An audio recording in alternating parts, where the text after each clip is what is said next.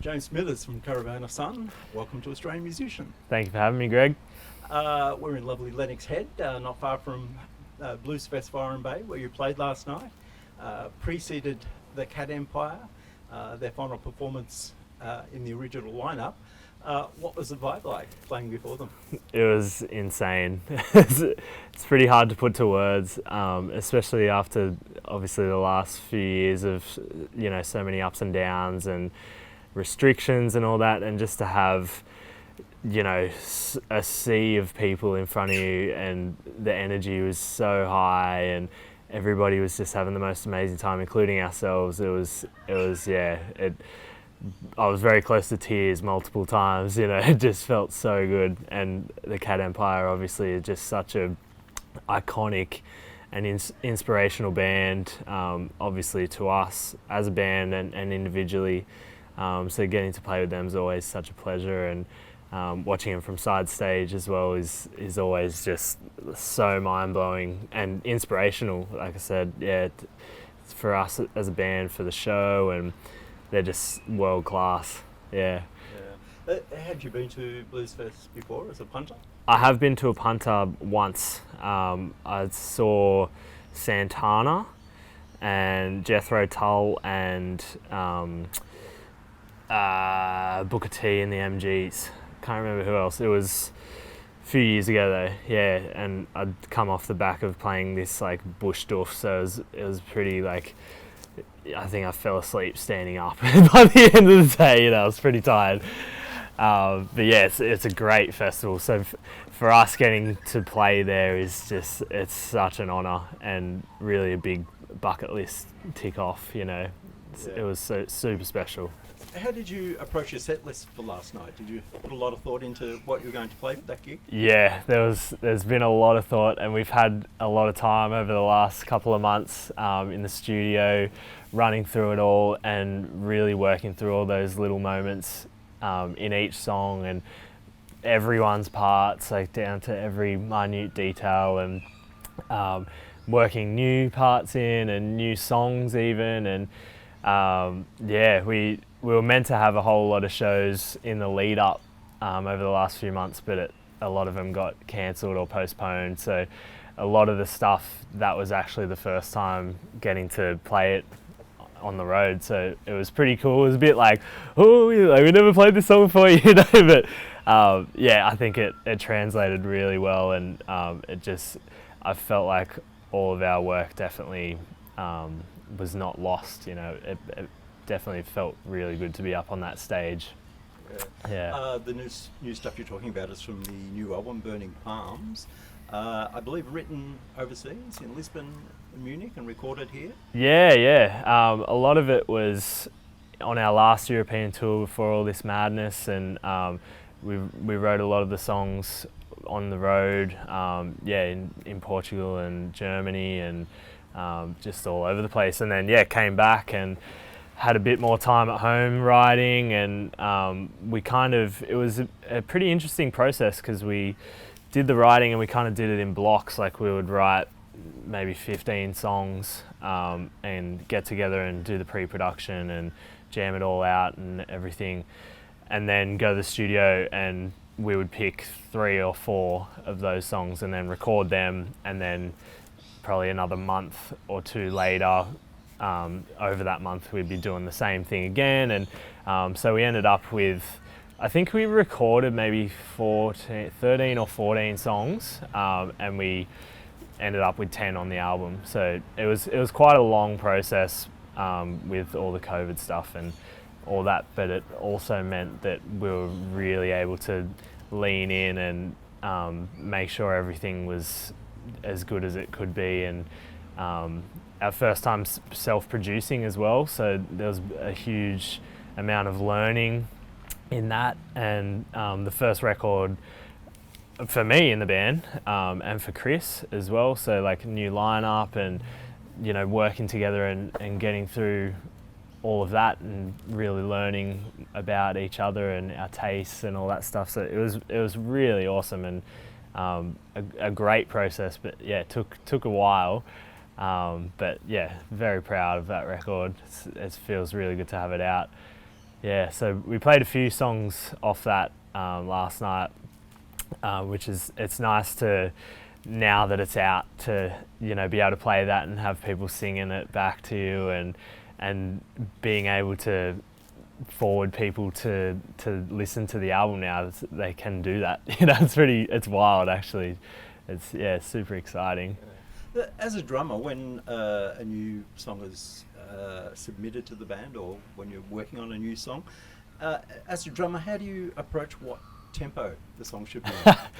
It's a pretty collaborative thing, I'd say. Yeah, like definitely, obviously as a drummer it relies on me quite a lot, but yeah, like obviously if the guitar's going too fast, or the vocal phrasing, and you know, if it's too fast it doesn't feel good, so, or if it's too slow, but yeah, I think it's kind of just a real collaborative thing. We go for what feels best between the four of us, you know, and often it comes down to when we're in the studio actually recording it. That's when it's like definitive, the tempo. Some of the songs we had decided before we got in there, but yeah, it's usually then and there. And some of them for live we've had to speed up a couple of BPM, because playing them, we just felt like we wanted to, you know, that excitement, the energy kind of felt like we were dragging back, so we've sped them up a couple of BPM,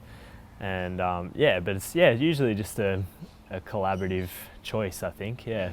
Tell me about your drum kit, the setup. Oh, so I love this. I could talk about this all day. It's actually about a year ago now, I got this beautiful 1970s Ludwig. It's like a Hollywood super classic, in bowling ball blue, which is this like amazing psychedelic 70s blue wrap with all, it's like a bowling ball, right? And it just looks amazing, and it sounds just so sick. Like, I'm so happy with it, and it was a huge process for me getting that kit, because I had to look, because you know it's not made anymore, it's 50 years old, so I was looking every single day on like Facebook, Gumtree, eBay, Craigslist, like you name it, all these sites, just to try and find the kit. And I had a few go through my hands, but then this one showed up in New York on Craigslist in like December, and then by I think the end of January I paid for it, and it was on the boat and whatever, and came over by about April. So I was kind of like, oh man, is he going to be sending me some dodgy, you know, am I going to end up with like a power beat or something, I don't know, but it came and it was in beautiful condition. It's absolutely mint, like there's barely a scratch on it. So yeah, getting to play that thing is it's inspirational in itself. Getting to sit behind that and even just look at it, and I love it so much. Yeah, What about your cymbals? What do you use, and what do you need from your cymbals?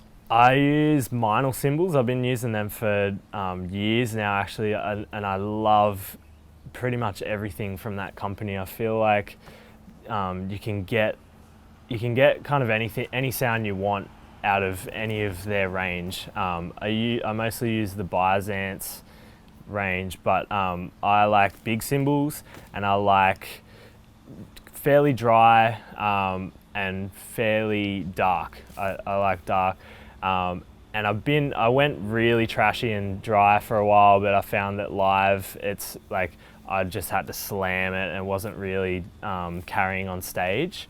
So I've started to go a bit more into the brighter, more of a sort of vintage sound, I guess, which goes well with the kit. But yeah, I've gone a bit brighter, but big cymbals. This ride I've been using for probably like 6 years now. God, it would be about 6 years, that's wild. It's called a Big Apple Jazz Ride, and it is just incredible. Like, I've never played another ride cymbal like it. It just opens up. It's got so much articulation. When you're tapping it, it's just there. You can hear the stick definition really beautiful, but if you give it a bit more, even just on the bow of the cymbal, then you get this amazing wash, and then you can crash on it really well. It's got a pretty small bell, but it's like it cuts through as well, which is awesome.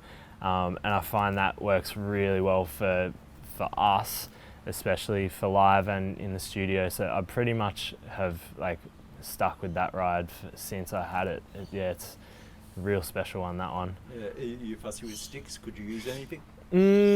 Yeah, probably. Well, in saying that, I've kind of always stuck with Vic Firths. I've tried a few different brands, and they just, the weight always felt off to me. Just the balance of them, it was a bit hard. But Vic Firths just feel like it's just in your hand. It's like it does what you want. You know, it could be I'm just used to that. I don't know.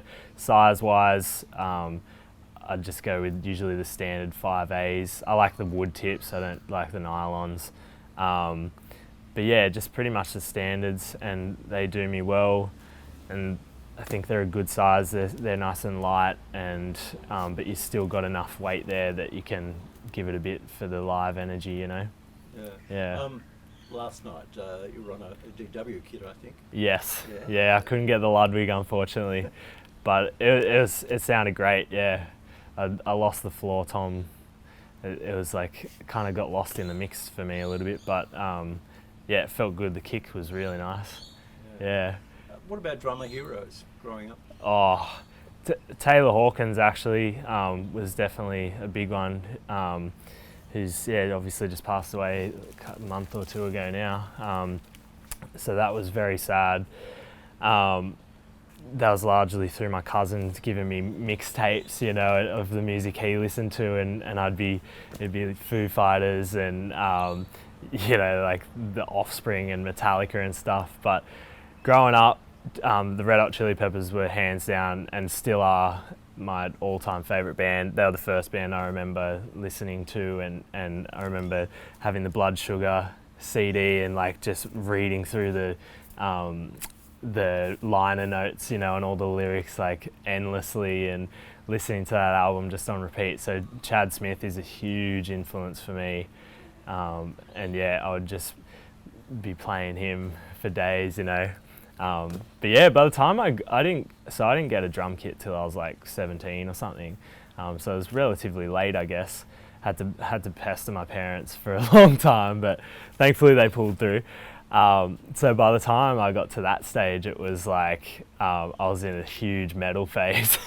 So I was really into all these metal drummers and you know, all that really technical progressive stuff, which I still you know, I dabble back into that every now and then, and there's a few bands still that I'd enjoy that stuff from. So yeah, there was a bit of that in there as well at that time, but yeah, it's gone through a few over the years.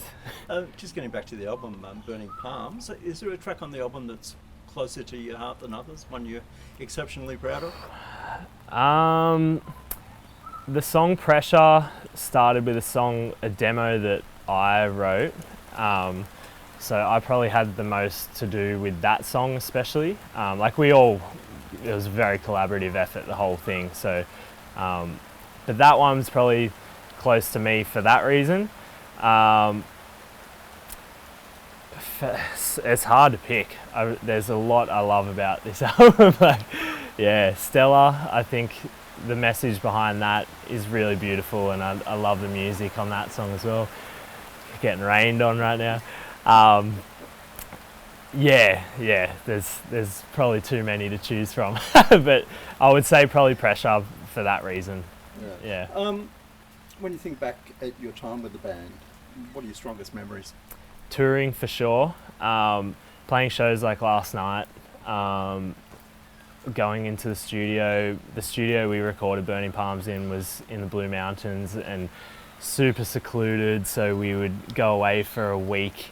And you would have to like buy all your groceries in advance, and you know, there's no shops, no houses within like an hour, and you know, it'd just be us, and we'd just be locking down for like 12 hours a day, and then you'd, you know, go to bed and get up and do it again, and I love that, you know, that's what I do this for, and live playing obviously, but yeah. what was I going to say? And the bushfires, actually, that studio, the bushfires in early 2020, it was right all around. Like, the studio almost got engulfed, so it was quite kind of scary. And then by the time we got there, we actually had to push it back because of the fires at one point. So we got there for one of these sessions, and everything was just burnt out, you know, and it was a pretty wild thing to see. After seeing it, like the Blue Mountains, you know, it's a super beautiful place, very green and all that. And then, you know, you could just see straight through everything as black, still smouldering, and it was, yeah, pretty harrowing, I guess, probably the word.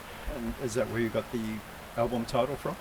Probably a bit of that, for sure. There's a place near where we live that's called Burning Palms. That's a really special place as well. So that's, you know, probably the main inspiration for it. But yeah, the fires, it just felt right as well, that name. Yeah. So what's the grand plan for Caravana Sun? Just to tour more, play more live shows. Now that things are starting to open up, we got Europe and all these amazing things booked in, and yeah, just make more connections through music.